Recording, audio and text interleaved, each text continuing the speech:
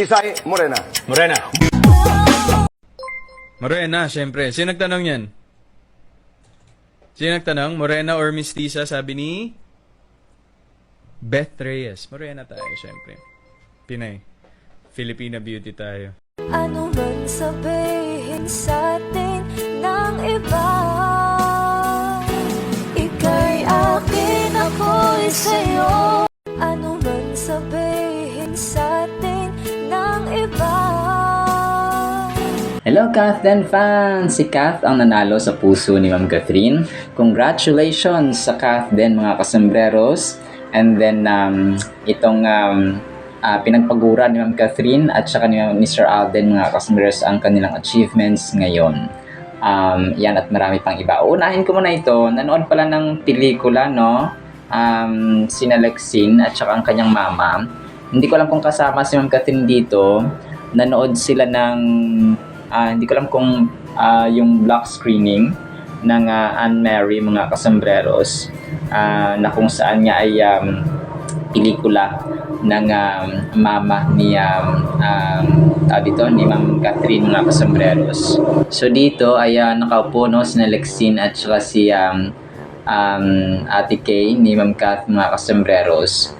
Tapos meron silang ticket no or parang poster ng Anne-Marie mga kasembreros ni Angelica Panganiban at Zanjo Marudo. Tapos sa gitna, pangalan ni Mami Min mga kasembreros, no? Min Bernardo, no? Guest. So ito po yung nakalagay dito. And co-producer, no? Ng pelikulang ito si Mami Min mga kasembreros along with Attorney Georgie and others mga kasembreros. Tapos, pinost naman ito ni Ma'am Catherine sa kanyang Instagram story kagabi. Itong kanilang wrap up, no? Or last day of taping sa Someone Someday this 2025. Na-late lang siya, no? Mas nauna pa tayong nag-update no nakaraan at saka nag-post nito. Ito po ay pinost lang kagabi ni Ma'am Catherine sa kanyang Instagram account mga kasembreros. So dito nga ay kasama niya yung buong production hindi actually buong production team yung mga siguro mga part lang doon, no? Si Hazel Parfan yung nag-post nito tapos ni-repost niya sa kanyang Instagram account kagabi mga kasembreros. So wrap up din sila, no? Parang si Sir Alden din wrap up mga kasembreros ang kanyang post na ito sa susunod nating mga items. Wala nga dito yung director, no? At saka yung tawag dito, yung ibang mga cast like Sir James Reid. So ito po ay na-post na natin noong nakaraan. Nire-repost at saka sinali ko sa items natin yan kasi nga pinost ni Ma'am Catherine kagabi sa kanyang Instagram account mga kasembreros. So pahinga-pahinga na, no, si attorney ngayon sa kanilang bahay mga kasembreros na kung saan ay nag-enjoy siya kasama ang kanyang pamilya mga kasembreros. Abangan natin kasi baka lalabas, no, ang Bernardo family pag naisipan nilang gumala sa ganito sa ganyan. Ay automatic naman yan mga kasembreros, no, and hoping na mag-post sila. Last year ay hindi tumalab, no, yung sa New Year naman yon mga kasembreros, yung kumain sa Ma'am Catherine ng grapes sa ilalim ng mesa. So hindi effective kasi single pa rin ang Kathden mga kasembreros. So ano lang yon, kumbaga nag-aantayan ng dalawang ito mga kasembreros. So ano naman kaya ang gagawin ni attorney sa New Year, no? Kasi nga nung nakaraan ay kumain siya ng 12 grapes daw saan. Hindi lang naman yun parang Chinese belief lang yun mga kasembreros na ganon-ganon, no, na kunwari ganito, no, yung kunwari na yung 12 na na bilog na mga prutas, no, kailangan kompleto yun sa loob ng sa yung mesa, no. Tapos natatawa ako sa ganon kasi yung iba ng utang para para lang mabili yung 12 makompleto daw para maayos ang buhay sa 2026 or sa susunod taon. Hindi ako naniniwala doon kasi kunwari pag wala ka talagang pera o tsaka isang piraso lang na apple or orange na bilog yung kaya mong bilhin. Kung mangutang ka, mas lalo na maghihirap ka mga customers, diba? Kasi babayaran mo pa. So, diba, parang anong klaseng mindset mga kasembreros. Mas maniwala tayo sa pangako ng Panginoon mga kasembreros. Hindi naman masama na bumili ng mabilog eh. Ang masama lang kung mangutang ka pa at saka pipilitin mo ang sarili mo mga kasus na mag-produce na hindi naman kaya. So yun po. And then ito, next item natin mga kasembreros, nag-share no ng dalawang pictures ng trailer mga kasembreros dun sa Big Time no, Big Tiger mga kasembreros, na pelikula ni Sir Alden mga kasembreros no, at ng isang Hollywood producer. So yun nga no, kontrabida si Sir Alden dito, which is very first time no sa kanyang showbiz career mga kasembreros ng pagiging artista, na naging kontrabida ang isang Tisoy no, ang isang Alden Richards mga kasembreros at Mambansang Bay. Kasi alam natin no, he's always the bida no, siya parati ang bida sa mga teleserye at saka pelikula, but this time ay kaiinisan natin ng konti si Tisoy mga kasembreros sa pelikulang ito. So congrats no kay Sir Alden sa kanya mga bagong ventures na naman. So more daw, sabi, more movies and projects to come. Sabing ganun dun sa press con nila or media conference kagabi.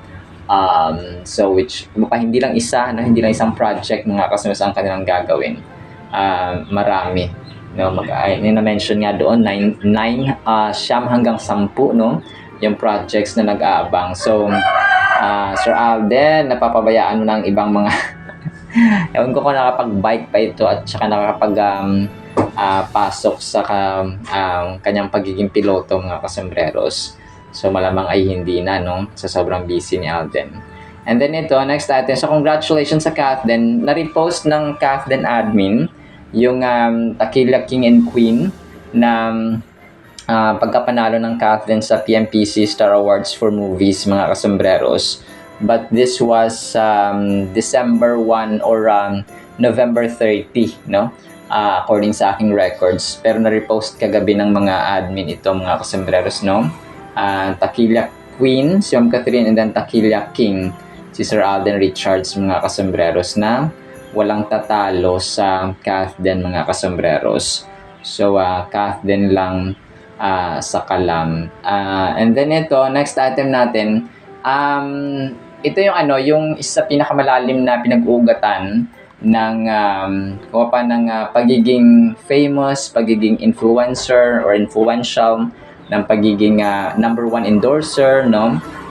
Takila Queen, phenomenal box office star no, Asia's multimedia star na si Ma'am Catherine, and pareho sila ni Sir Alden na pinagpagura nila no. Ito yung point ng nag-post dito mga kasembreros, kay Ma'am Catherine. Kumaga pa yung fame niya, yung kanyang kasikatan, yung kanyang natamo no, or achievements at rewards at recognitions ngayon ay hindi siya na-earn lang no, or hindi lang pinasa sa kanya mga kasembreros, kasi she started from scratch talaga no.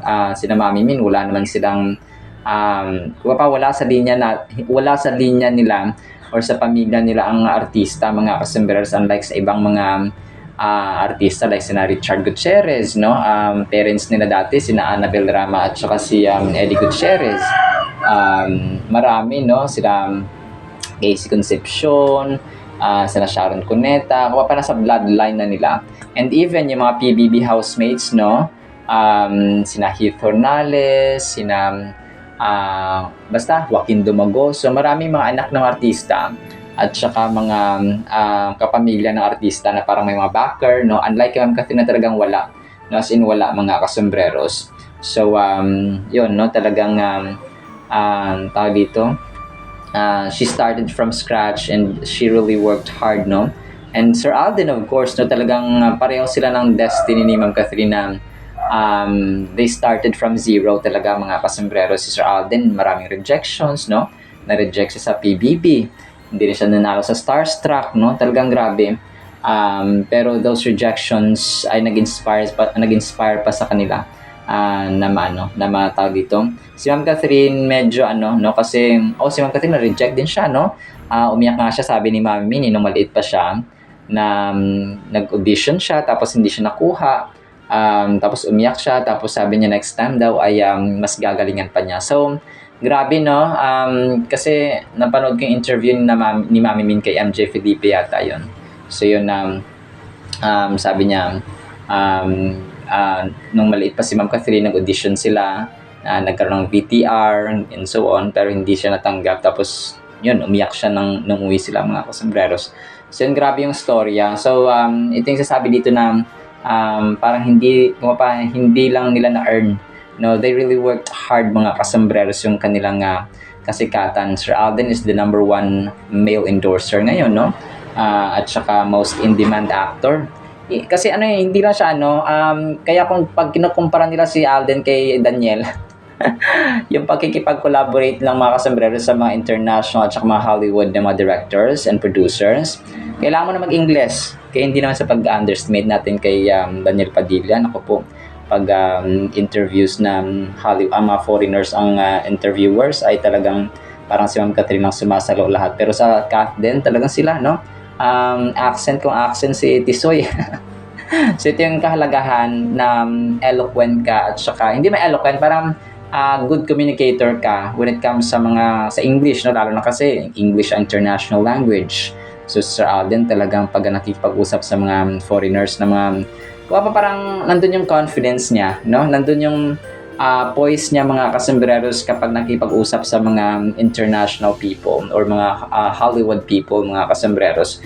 So kaya kung ikukumpara nila kay Daniel Padilla, ay naku po, parang kumbaga nasa kalingkingan naman, pero mas lamang na lamang si Sir Alden. And it's not just the fame, it's not just the achievements or mga awards mga kasombreros, but most importantly ay yung character, no, ng isang tao, mga mas gaano naman ito kasikat or kayaman. So yun, kung kaya sana iwasan ang pagkumpara kay Daniel Padilla, kasi Sir Alden, no, kaliwat kanan, may out of order na na-produce na sariling movie, no, director, actor, producer, tapos na-meet niya na si Tom Cruise, no. Basta marami, no, may Vietnam, Danang pa siya ng mga festivals na inatinan, box office king, no, talagang Takilya King, Takilya Queen sila. So, hindi natin mayahambing ang Dankay sa Kath din mga kasombreros. And then ito na nga si Sir Alden din po, no? That's a big rap, no? Big Tiger, Alden Richards, si Ron Baliki, yung kanyang isa sa mga second unit director, si Sunny Season, stunt coordinator, mga kasombreros nga, no? Ito yung paggawa nila ng grabe, no? Bihira. Kung pa yung teasers at saka mga pictures na sinend or pinost ni Sir Alden, actually parang wala nga siyang pinost dito, no, na kanilang dito mga behind the scenes. Pero palagay ko sa future, no, may mga behind the scenes na ipapalabas or ipopost dito si Sir Alden mga kasombreros. So ayun, no, ito yung pagtapos na nila nung shoot mga kasombreros ng ng Big Tiger na pelikula nila. So dito ay parang si Jose Rizal si Sir Alden, no, naka black na siya, chaleco, at saka parang naka long sleeve at saka may necktie mga kasombreros, no, black and white yung kanyang combination. So hindi ko lang alam kung pero naisip ko nga nakahapon, nakita ko akala ko si Jose Rizal na naman yung kanyang role or ginagampanan, pero nung nalaman ko na nagkaroon pala siya ng media conference sa Big Tiger na pelikula mga kasombreros, ay napagtagpi-tagpi na natin na ito pala yun, no, mga kasombreros and mga Cathinatics. So nagulat talaga ako dito kahapon kasi parang wala sa schedule ba, or wala kasi pagka ganyan nagpo-post si Sir Alden na mga teaser, na mga pictures and so on, magkakaroon ka ng clue ba. Pero kahapon talaga ay itong kanyang Big Tiger movie ay wala talaga mga kasombreros, no. So kahit na syempre, no, co-produce ng kanyang Myriad Entertainment Corporation mga kasombreros. So hats off talaga kay Sir Alden. And ito, 13 hours ago, nagpatunay din ito, no, ng yung kanyang kasikatan ni Ma'am Catherine ay hindi po inherited, no, hindi siya namana Now, Catherine didn't inherit fame, she earned it. Iisa lang ang Bernardo sa industriya at siya ay si Catherine. No comparisons, no shortcuts. She is her own standard. Tapos yung picture ni Ma'am Catherine na andun sa Eduk Circle, no? Eduk Circle Awards, mga kasambreros. Na kung saan siya ay tinanghal na one of the most influential celebrities, mga kasambreros. Kasama rin sina Sir Alden, no? Si Tisoy, si Dingdong Dantes, Marian, Vice Ganda, Coco Martin. So, 10 sila, no? Mga kasambreros. Pero si Sir Alden dito ay hindi umattend. So, sabi niya dito ay Catherine didn't inherit fame, she worked for it. There's only one Bernardo, and that's Catherine. Surrounded by families with established names, she carved her own path and proved that she doesn't need comparison. She is, so nga, kagaya nang na-mention ko mga kasamiras kanina, na maraming mga artista na sa pangalan or kumaga pa inherited yung kanilang kasikatan, mga kasambreros. And then ito, next item natin, mga kasambreros. So ito, pinost ito ni Darla Saurer, mga kasambreros. DJ Kath in Darla, Canada, Vancouver 2025.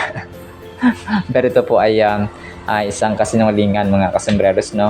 Kasi nga ay they have separated na 2022 pa lang, mga kasambreros. 2022 or 2023, mga kasambreros.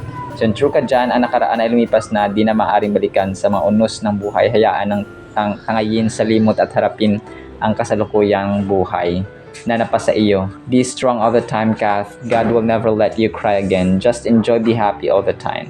So yun, mga kasambreros. Tapos pictures ng Kath Nelpa dati, mga kasambreros, no? Na kung saan ay nagsisilbing alaala na lamang sa mga fans, mga kasambreros. And then ito, post ni Sir Alden sa kanyang Instagram account, itong parang teaser niya kagabi, no, bago magsimula ang Big Tiger Media Conference, mga kasambreros. So, pero dito ay wala siya sa mismong video. And then ito, next item natin, ito po ay parang hindi ko lang kung totoo na pinost ito, no? Kasi sabi dito ni Maris Racal, yung pinalit niya sa akin, kapatid lang niya sa ina. Nakalimutan niya yata na Estrada din ina niya. Akala ko dati kami na talaga kasi tiniis niya manligaw sa akin ng 1 week. Tapos may screenshot ng ni Maris Racal, tapos ni picture ni Daniel Padilla at ni Kyla Estrada. Hindi ko lang kung totoo ito, no? Pero yun nga, no, nagtataka rin ako kung magkaano-ano itong si Daniel Padilla at saka si Kyla Estrada, mga kasambreros. So, kasi nga, di ba, Estrada si Ma'am Carla, mga kasambreros, no? Carla Estrada. So, tapos si Kyla Estrada din. So, pero yun yan, no? Wala tayong idea gaano. Pero hayaan na natin sila, mga kasambreros. Importante ay masaya sila at saka safe ang Kath din, mga kasambreros. And then ito na nga main item natin, mga kasambreros. Si Kath ang nanalo sa puso ni Sir Alden because morena, no? Morena, mga kasambreros. So mamaya papakinggan natin ito, mga kasambreros, na mapana morena ang tipo ni Sir Alden, mga kasambreros. So ito yung time na parang nag-interview siya or in-interview siya ni kuya ni Tito Boy Abunda, mga kasambreros. Tapos yun, Tisay Morena, mga kasambreros. And maraming instances na actually na pinahayag niya talaga na morena, mga kasambreros, ang kanyang gusto. May mga times pa dati na nagla-live gaming siya, naglalaro siya, mga kasambreros, way back, hindi ko na, mga Aldab days pa yata yun, mga kasambreros. Tapos may nag-comment or may nagtanong sa kanya habang nasa nasa live stream, mga kasambreros, kung morena ba o maputi, no? Something like that yung tanong sa kanya. And ang sabi niya, morena, no, morena tayo. Sabi gano'n ni Sir Alden, mga kasambreros, which is definitely si Ma'am Catherine. Si Ma'am Catherine, mga kasambreros, kasi malabo si Ma'am Sanya Lopez, mga kasambreros, na maging sila. So kung kaya ay team panatag lang tayo, mga kasambreros. So siya, no, consistent kasi kung ano yung tinanong sa kanya dati, Like yung nga, tinanong siya nung siguro mga 2016 or 20, basta mga Aldab days before 2022 or 2020s mga kasembreros ay morena yung kanyang gusto mga kasembreros. So hindi yun nagbabago, no? Na morena pa rin yung kanyang yung kanyang gusto mga kasembreros. So team panatag lang tayo. And then ito, next item natin mga kasembreros. And so second to the last ito mga kasembreros. Sabi niya dito, ito yung gandang hindi lalaos sa industriya. Referring to Ma'am Catherine. Si Jean ang nag-comment dito. Maganda na at maganda pa ang personality. Napaka-humble kaya swerte ng lalaking or ang lalaki magiging asawa nito. Nandyan na lahat sa kanya. So referring nga kay Ma'am Catherine, no? Tapos yung pictures niya or pictures ni attorney. Pictures ni attorney na naka-brown siya mga kasembreros. So, yun po, no? Kung kaya, dito, hindi talaga malalaos kasi personality over beauty or physical beauty mga kasembreros. So, good character is more than anything, no? Kahit matalino ka pa, kung ugali mo hindi maganda, kahit influential ka pa, kahit sikat ka pa, kung ugali mo hindi maganda, ako pa X ka pa rin mga kasembreros, no? Sa tao mga kasembreros. So kahit na ikaw pa ang pinakamataas or may pinakamataas sa posisyon or ikaw ay isang professional, kahit marami kang pera, kung ugali mo ay hindi maganda, kumaga pa hindi nabibili ang manners mga kasembreros. So yun po, no? Kung kaya si Ma'am Catherine ay which is tama, no? Nasa kath din na pareho sila mga humble, kind, mabait mga kasembreros, no, sa mga fans and even ordinary people. So yun siya. And then ito, last item natin mga kasembreros, ang panalangin, no, or prayer of course ni Sir Alden, na inaabangan natin. Sabi niya dito, Dear God, waiting is hard when promises feel far and the future is foggy. Help me actively wait with faith, seeking you, loving people, and becoming who you've called me to be. Teach me to trust your timing and to keep my hands busy with good, faithful work. Those who hope in the Lord will renew their strength, according yan sa Isaiah chapter 40 verse 31. While I wait, help me obey today, pray first, listen well, serve quietly, and rejoice in small steps. Guard my heart from impatience and comparison. Give me steady hope, clear next steps, and peace that keeps me anchored in you. In Jesus' name, Amen. So, Amen and Amen, Pops Alden. So, ang ganda, no? Sabi nito, clear steps, silently serve, no? Tumutulong siya ng hindi binabalandra sa publiko and so on, mga kasembreros.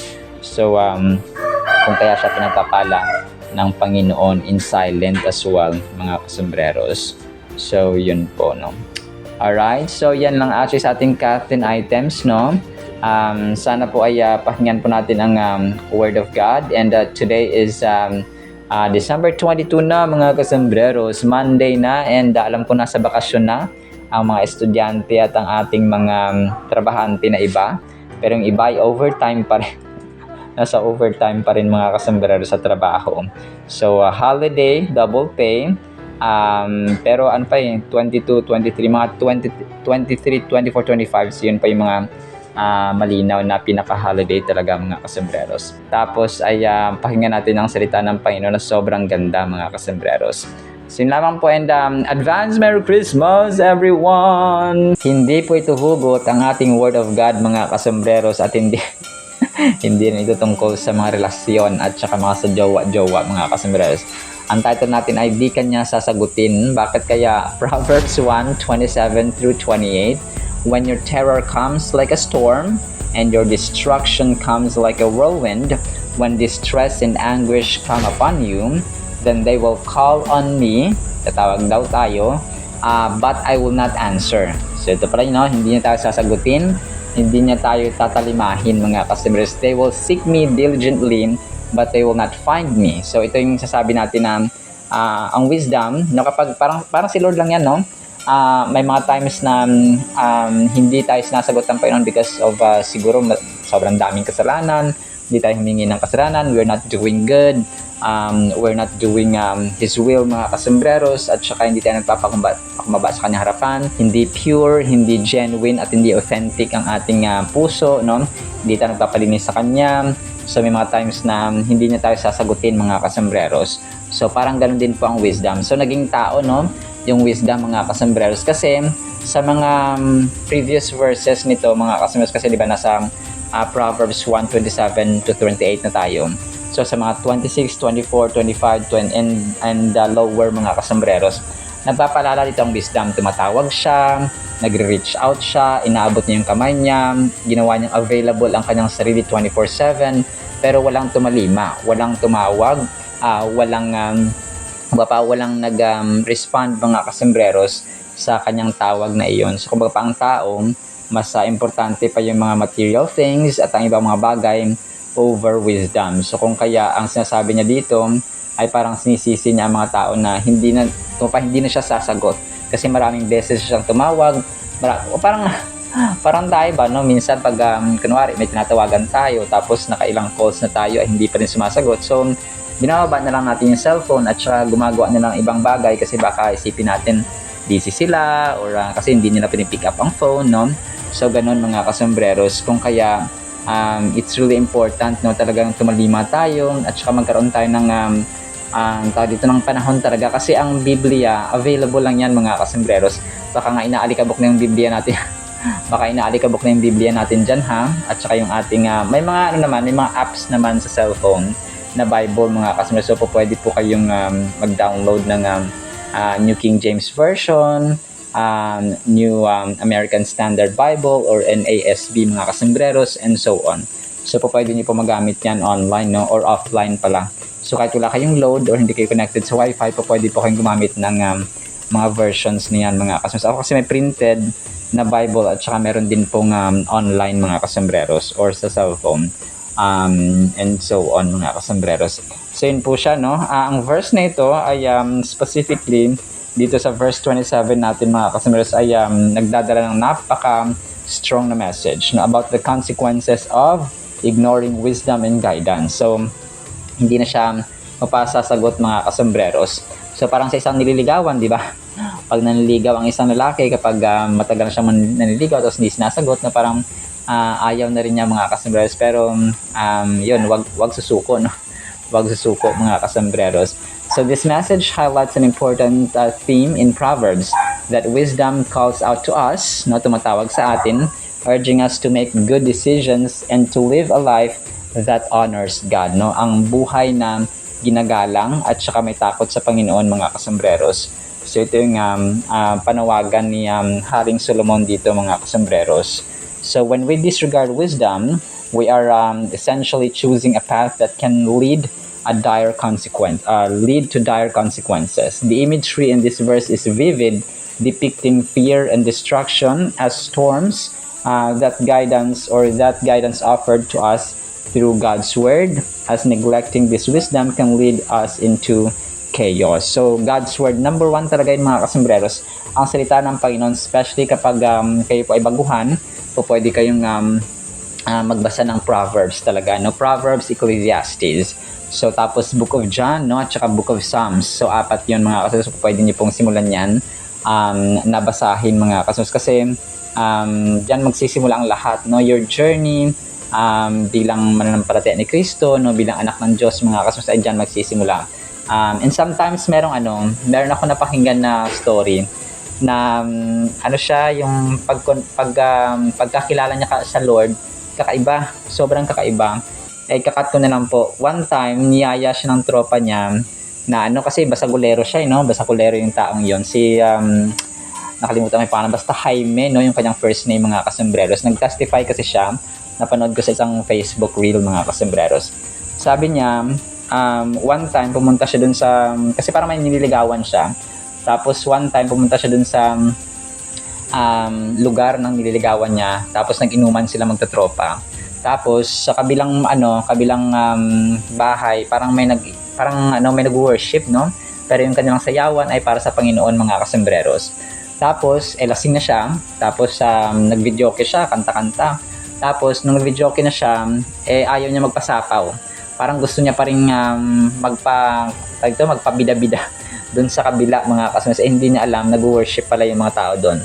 So, pumunta sila doon, magtatropa. Tapos, sayaw-sayaw din siya doon kasi kita niyo yung mga tao doon sumasayaw. So, sumasayaw-sayaw din siya. Hindi niya alam na para sa Panginoon yun, ilasing siya. So, at that very moment, grabe ang amazing work ng Panginoon. Kasi sa moment na yan, hindi niya alam, nagsispeak in tongues na pala siya. Nang speak in tongues po, yung salita ng Panginoon, salita ng mga anghel na hindi mo maintindihan. So, para siyang, basta, I cannot identify, parang I cannot say it in word, mga kasembreros. Pero yun po siya, no, parang, pakikipag-usap ng tao sa espiritu or sa Holy Spirit, mga kasembreros. So, speaking in tongues. So, yun, no, tapos, grabing conversion niya kasi from manginginom, from a bisyo, tapos pagka umaga daw, wala na siyang gana.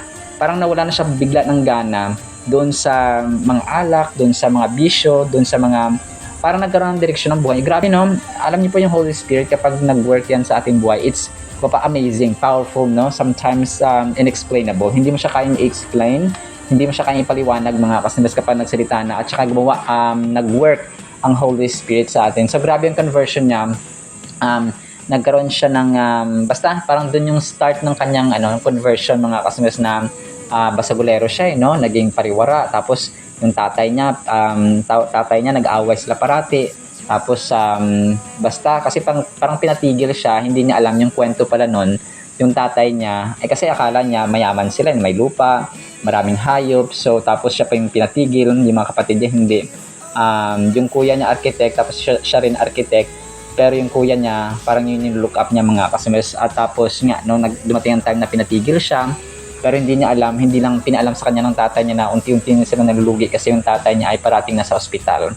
So yun, kasi nag-board siya, no? So wala siyang kaalam-alam sa istorya, sa kwento ng tatay niya at saka sa family niya na naghihirap na pala sila. So yun nga, no? Basta nakakaiyak din ang kwentong yun, mga kasembreros, ng conversion niya, Sir Jaime. Hindi ko na nakuha yung kasi hindi ko na kuha yung apelido niya, pero grabing mag-work ang Panginoon, mga kasembreros. So yun po, no? So yun, going back, mga kasembreros, ay yun, no? Talagang pag tumawag ko pa sa unang call pa lang, sa unang tawag pa lang ng wisdom ng Panginoon sa ating buhay, kailangan sumagot na tayo, mga kasembreros. Yung pagbabasa ng Biblia, kahit nakutsyain ka, kahit natuksuin ka ng mga tao sa paligid mo, hayaan mo sila. Because at the end of the day, masabi nila na, tama pala si Lord, tama pala si Lord, tama pala ikaw. So, ganun, mga kasembreros, no? So, yung mga lessons natin na dapat matutunan, unang-una sa lahat ay makinig, no? Makinig tayo sa wisdom, makinig tayo sa salita ng Panginoon, makinig tayo sa kanyang mga aral at turo, no?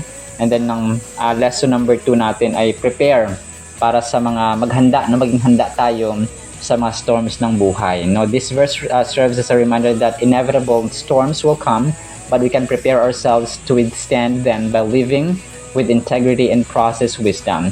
Tapos yung number 3 naman ay understand consequences. So yun yung last natin na lesson. Kailangan maintindihan natin na may mga consequences ang lahat ng bagay. Kapag gumawa tayo ng mabuti, may reward. Kapag gumawa tayo ng masama, ay may consequences, mga kasembreros. Well, sometimes hindi ganyan ang case, no? Sometimes kahit gumawa ka ng mabuti, ay napapasama ka pa rin, no? Pero I think it's just part of God's plan, God's test, mga kasembreros, para subukin pa ang iyong pananampalataya, ang iyong patience, no? Ang iyong katigaan, ang iyong wisdom, ang iyong pagpapatawad, ang iyong pasensya in general, mga kasembreros. So, ganun po siya. Depende sa aspect ng test, no? Kung saan aspect at tinetest ng Panginoon, mga kasembreros. So, it's really essential, no? Napakahalaga po talaga na ang wisdom po kapag kumatok sa atin, kapag tayo kunwari, in-invite ka, yung mga pagkatok na ito, maaaring in-invite ka ng kaibigan sa church, in-invite ka ng kaibigan sa Bible study, in-invite ka ng kaibigan sa prayer meeting. So, matin po kayo sa mga ganun, mga kasembreros, because that will be the beginning of your lifetime journey sa Panginoon na masasabi nating full of purpose at full of meaning, mga kasembreros. Alright? Sinama sa ating Word of God, ha? Nawapay pagpalaan po tayo ng pag-ibig, pananampalataya, pag-asa, and wisdom, no? Na nagmumula sa ating Diyos na makapangyarihan sa lahat. In Jesus' mighty name we pray. Amen and amen. See you sa next segment, mga kasembreros, and paalam po.